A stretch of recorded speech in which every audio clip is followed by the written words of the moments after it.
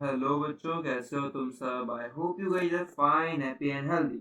मैं आप सभी के टीचर सुरेश रावत आप सभी के लिए लेके आ चुका हूँ lecture number 9 of sir what और भाई सिंपल हमारा ग्रेविटेशन।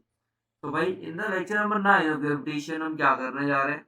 हम करने जा रहे हैं शॉर्ट रिकैप, और सर रिकैप बोले आप लोगों ने short revision of this chapter, so that हमारे जितने भी टॉपिक जो हमने पढ़ लिए हैं वो एक बार ना सारे के सारे पॉलिश हो जाएं। जो हमने इतना ही पढ़ चुके हैं अब तक उसको एक फाइनल टेस्ट देते हैं, जिससे कि हमें ना चीज़ों को थोड़ा बेटर अंडरस्टैंडिंग मिले, एंड देन हम चीज़ों को थोड़ा अच्छे से समझ पाए।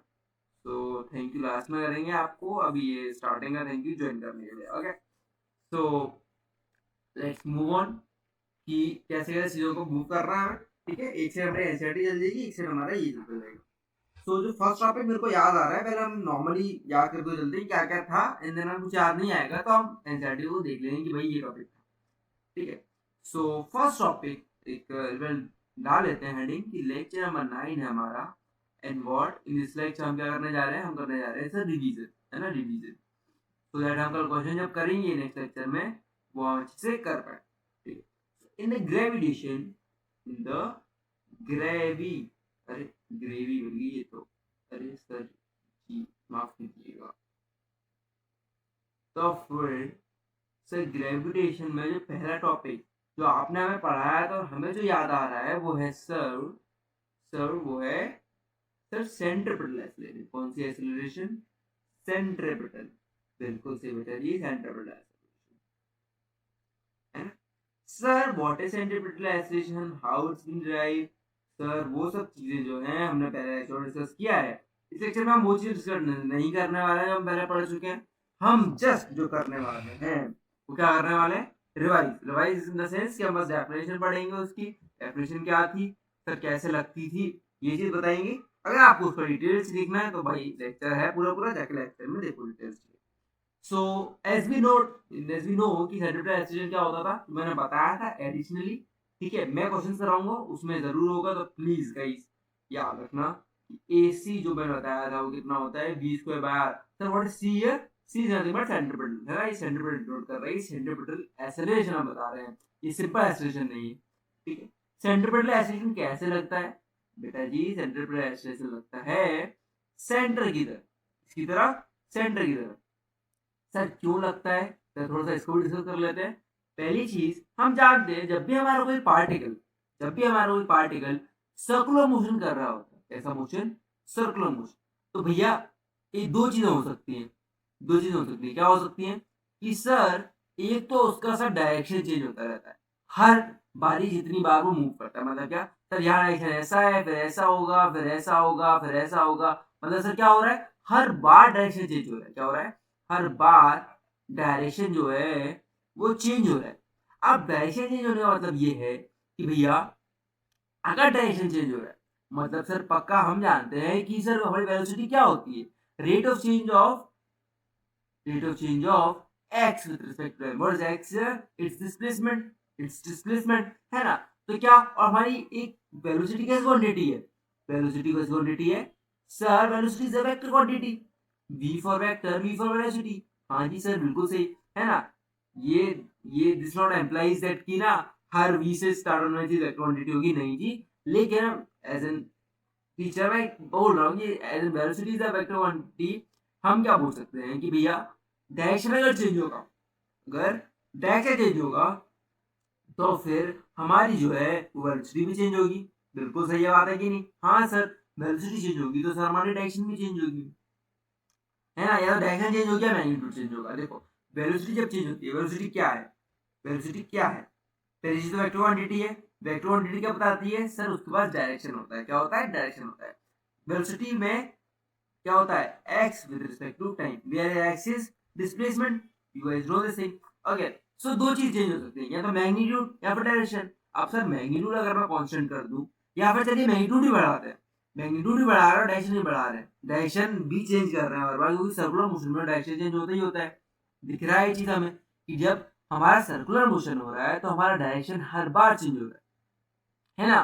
तो फिर इसका मतलब ये वेलोसिटी में चेंज आ रहा होगा अगर डायरेक्शन में चेंज आ रहा है तो फिर, और सर वेलोसिटी में चेंज जब आता है तो सर तब हमारी बात आती है एक्सीलरेशन की।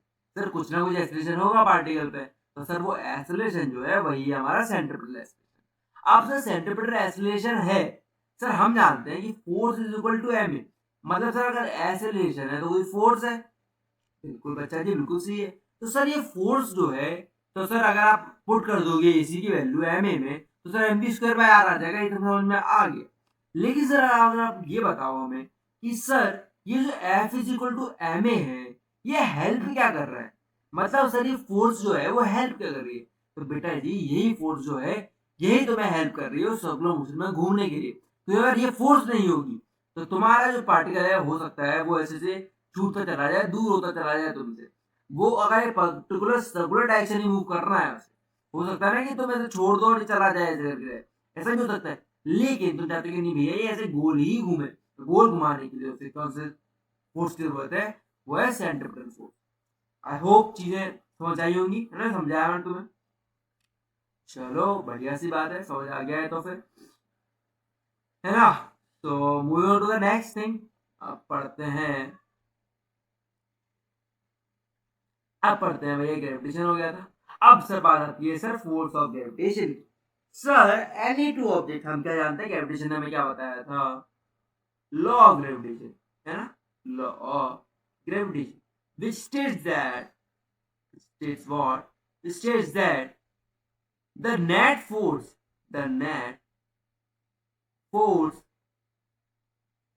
between the net attractive force, net भी attractive है ना force, attractive तो करते हैं तो particle, the net attractive force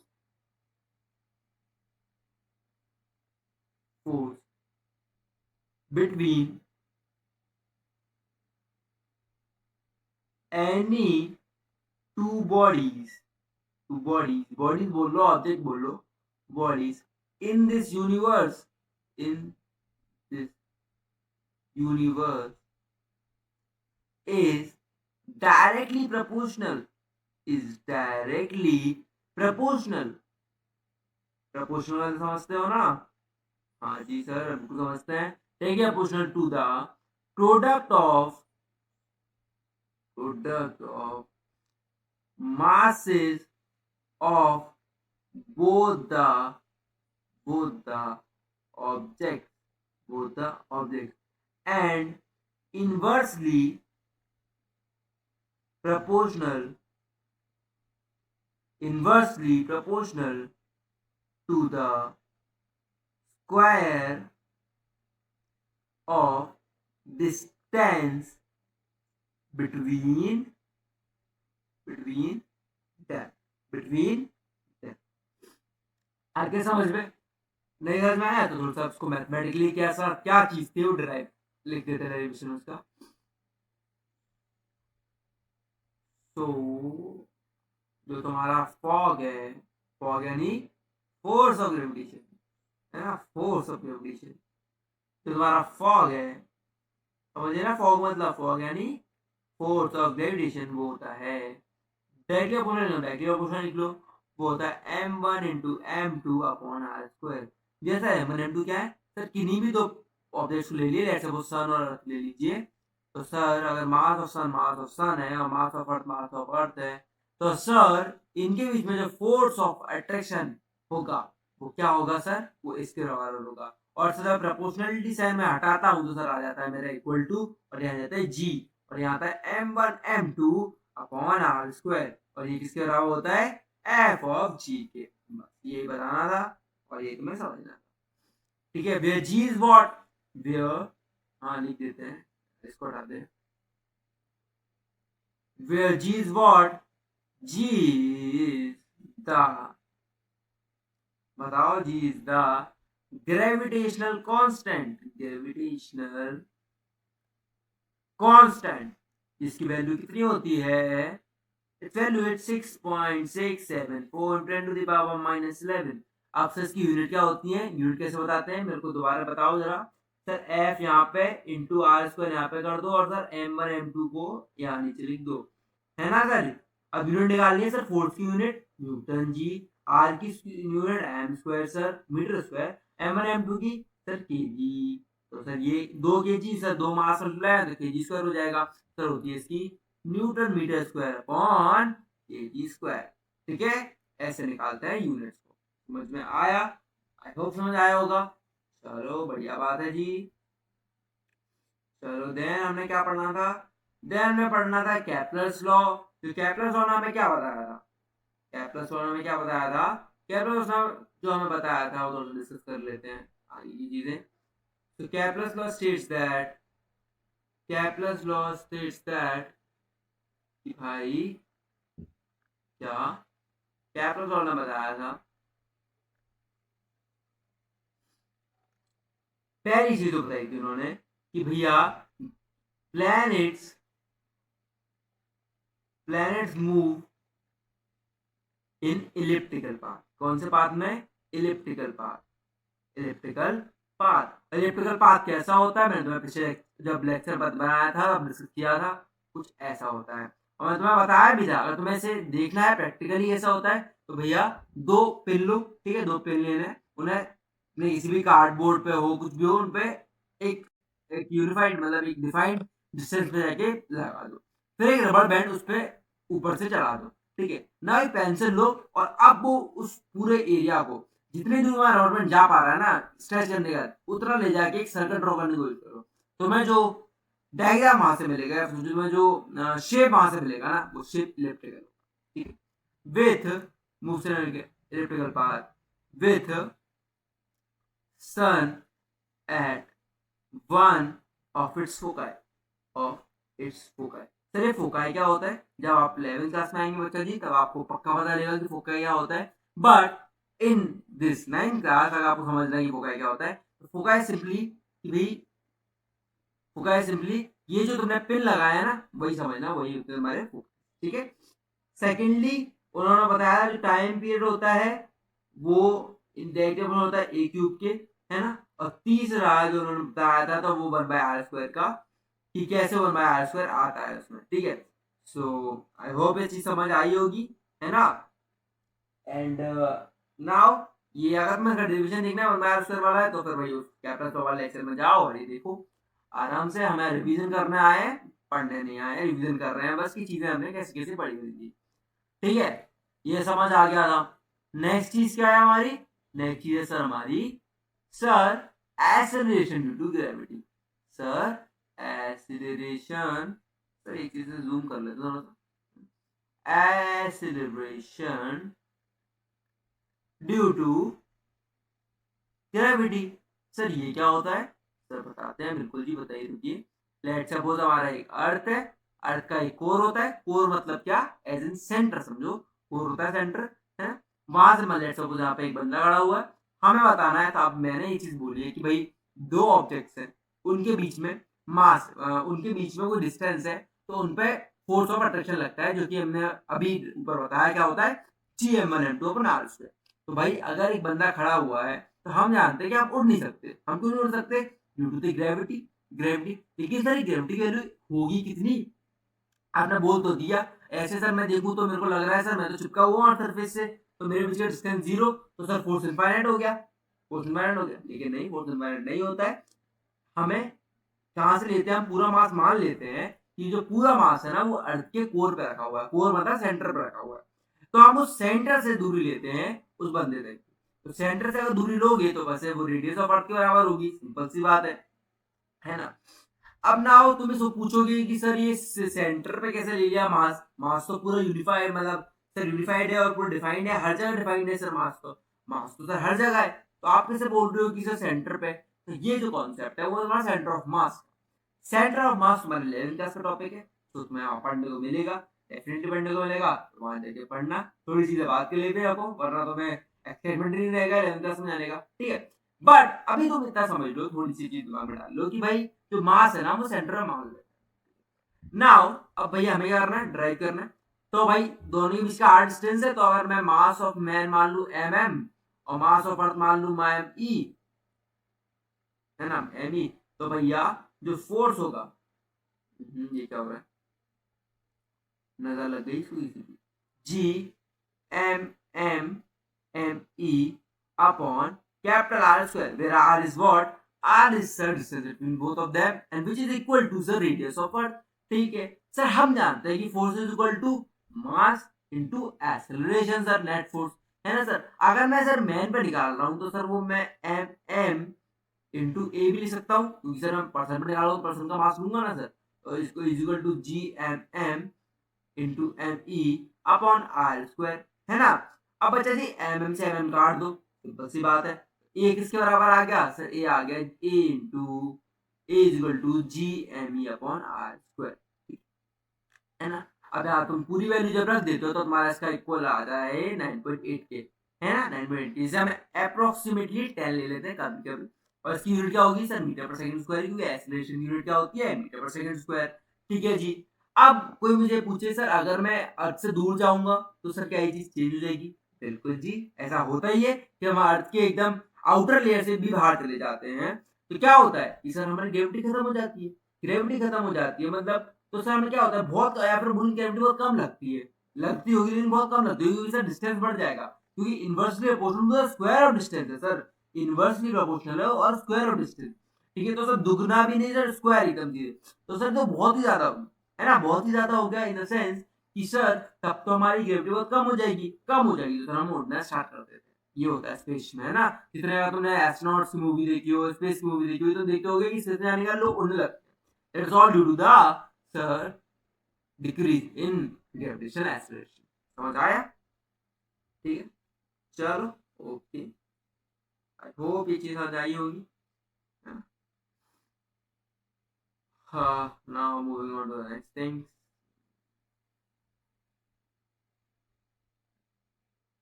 पूजा भाई,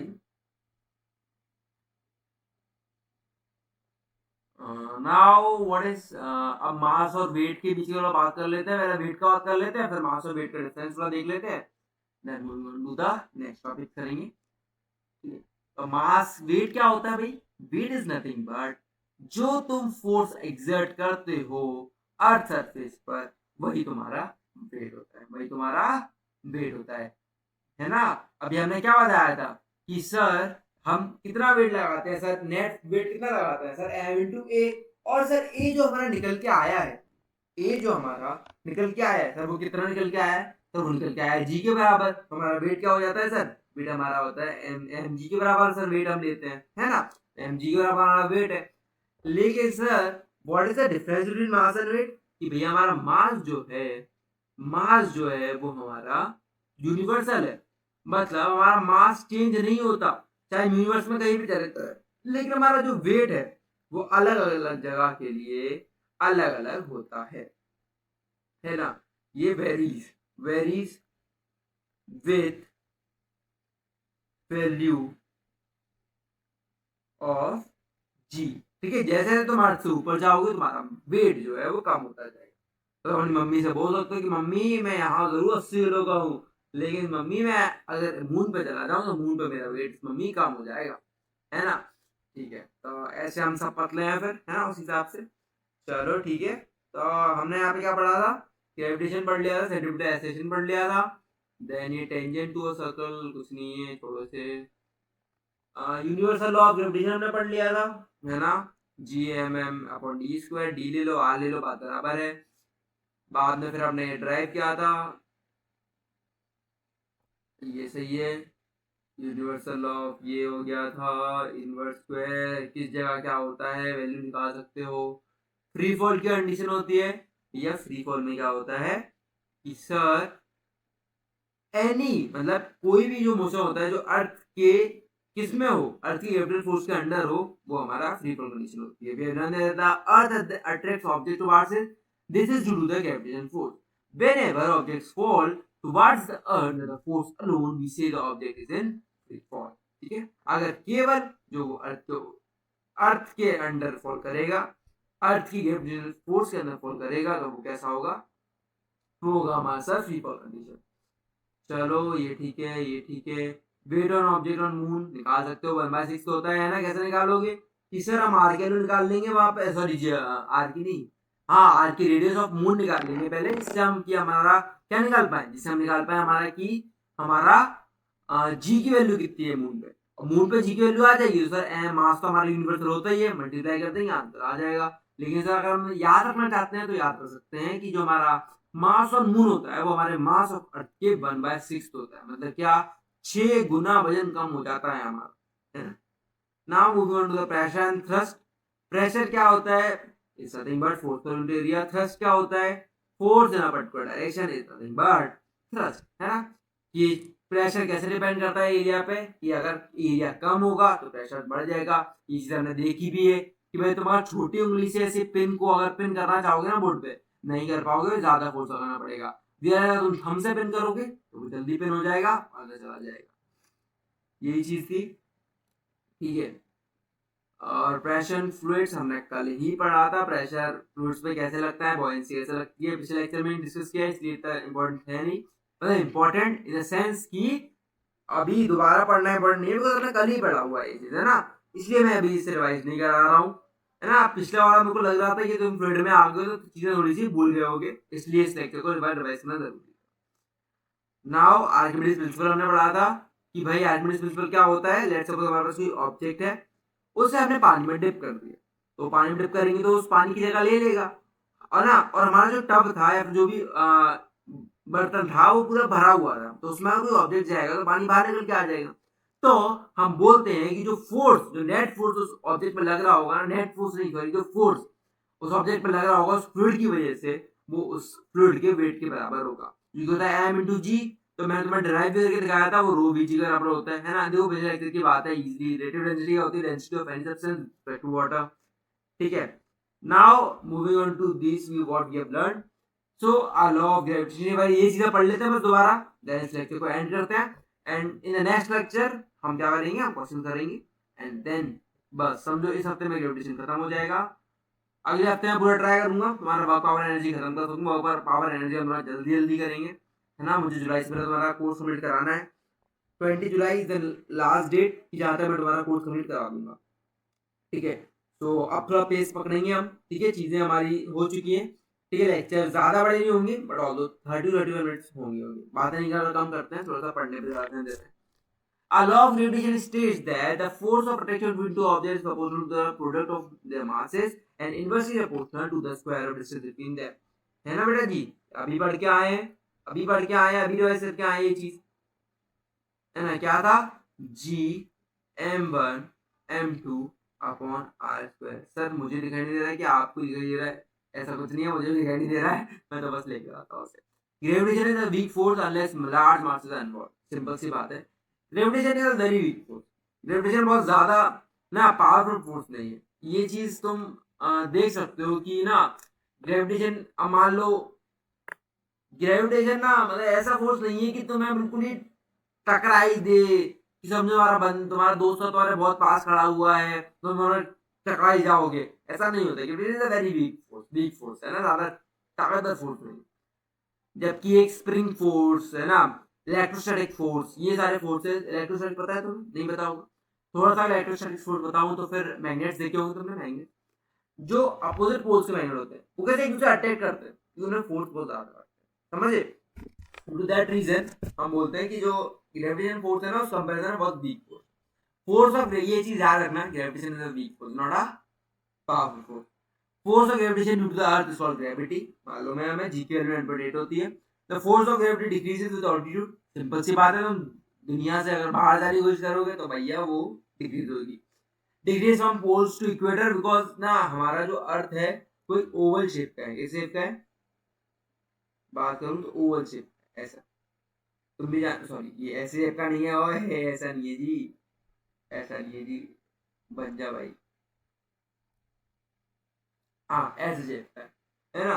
हमारा अर्थ जो है परफेक्ट स्फीयर नहीं है, ड्यू टू दैट भाई ये डिस्टेंस कम है, ये डिस्टेंस ज्यादा है, इस कारण से यहाँ पे हमें ये देखने को मिलता है कि decreasing from poles to equator, वो डिक्रीज करता है, पोल्स पे ज्यादा होता है, इक्वेटर पे कम होता है। The weight of a body is the force with which the earth attracts it, simple सी बात है, मैंने बताया था, वेट कुछ नहीं है, जो तुम फोर्स लगाते हो एक वेइंग मशीन में वही है। The weight is equal to the product of mass and acceleration due to gravity, पता है हमें, mg होता है। The weight may vary from place to place but the mass is constant, पता है ये भी चीज हमें। An object experience a force of buoyancy when they are immersed in a fluid, हमने बताया था पिछले लेक्चर में। Objects having density less than that of liquid in which they are immersed floats on the surface of the liquid. Simple सी बात है, अगर density कम होगी उस ऑब्जेक्ट की तो वो फ्लोट करेगा, और उसकी डेंसिटी ज्यादा होगी तो वो डिप कर जाएगा. वेरी बेस्ट एग्जांपल सर, एक cock and a sir simple what, simple क्या, सिंपल सर हमारा आयरन नेल. ठीक है, अगर कॉक का ना तो मैं एग्जांपल मैं तुम्हें उससे बताया था, मैंने बाइन मॉडल से बताया था, बट बाइन मॉडल अगर तुम ना भी लो है ना, बाइन मॉडल लेना भी नहीं भाई, अच्छी बात भी नहीं है. Still, you have a package of 12 lakh per annum. Okay. So first earn well, then play well. Now, giving things apart, अपने टीचर की बात ना सुनो तुम, है ना, अपनी बात सुना. मैं तुम्हें जो बता रहा हूँ वो सुनो तुम. तो कि मैं क्या बोल रहा हूँ, जो जैसे हम ना बैडमिंटन में टेनिस कॉक जो खेलते हैं ना, इससे उस कॉक के आगे जो लगा रहता है वो दैट क्या कहते हैं यार उसे हम, उसे कुछ कहते ही होंगे I think so. Shuttlecock जो होती है ना, शटल कॉक के आगे जो लगा होता है व्हाइट व्हाइट, उसकी बात कर रहा हूँ. शटल कॉक तो मुझे ही मालूम है, वो जो व्हाइट कॉक व्हाइट व्हाइट चीज होती है ना, उसको तो निकाल लेते हैं, वो टूट जाता है निकाल लेते हैं उसको, उसको पानी डालना वो नहीं तैरेगा. दैट्स द ओनली थिंग कि कैसी चीज से डिपेंड करता है, ठीक है, उसकी डेंसिटी बहुत कम होती है. So now I think so we are all done with this chapter, है ना. तो द नेक्स्ट लेक्चर हम ग्रेविटेशन क्वेश्चन कंप्लीट कर लेंगे इसके, and in after that lecture हम बाकी क्वेश्चन कंप्लीट कर लेंगे इसके. मैं कोशिश करूंगा 15 तक हमारा हो जाए, तो द नेक्स्ट लेक्चर हम ये चीज खत्म भी कर पाए और हमारा नेक्स्ट चैप्टर भी स्टार्ट कर पाए, है ना. तो ये दोनों चीजें साथ चलेंगी. So till then you guys should practice well. एक बार और चीजों को रिवाइज कर लो. वैसे ऑल दो चीजें रिवाइज हो चुकी होंगी मेरे अकॉर्डिंग, मैंने पूरी कोशिश की है कि तो मैं समझा पाऊँ चीजें कैसे वर्क कर रही हैं, है ना. और मुझे लगता है, मुझे विश्वास है कि तुम लोग मेहनत कर रहे होगे. प्लीज मेहनत करते रहिए, है ना, बिकॉज मेहनत करेंगे नहीं तो फिर काम नहीं चलेगा सर, है ना. मेहनत आपको करनी पड़ेगी, बिल्कुल करनी पड़ेगी. Not for your self, for your parents, है ना, and for me also, for या बैच ऑल्सो, बिकॉज हम चाहते हैं कि आपका करियर अच्छा बने, हम चाहते हैं कि आप अच्छे से पढ़ें चीज़ों को, है ना. फॉर दैट थिंग आपको मेहनत करनी पड़ेगी, है ना सर. और जब आप मेहनत करेंगे तो बिल्कुल आपको रिजल्ट्स मिलेंगे, बिकॉज आपने भी देखा इंडियन टीम इतना ज़्यादा अच्छा खेली थी 2023 वर्ल्ड कप में, but still they lose. But अगर वो सोचते कि नहीं आप कुछ हो नहीं सकता, हमारी किस्मत ही बेकार है, हम नॉकआउट में बुरा ही खेलते हैं, तो शायद वो साउथ अफ्रीका से 30 में 30 बॉल भी वो बन जाता, वो हम हार जाते, but still they win. So that's all for the motivation, ये ना बहुत बड़ा मोटिवेशन है वो चीज. So we have to strive for the victory till the last ball of our life is going to be happen. Okay, so let's meet in another lecture tomorrow.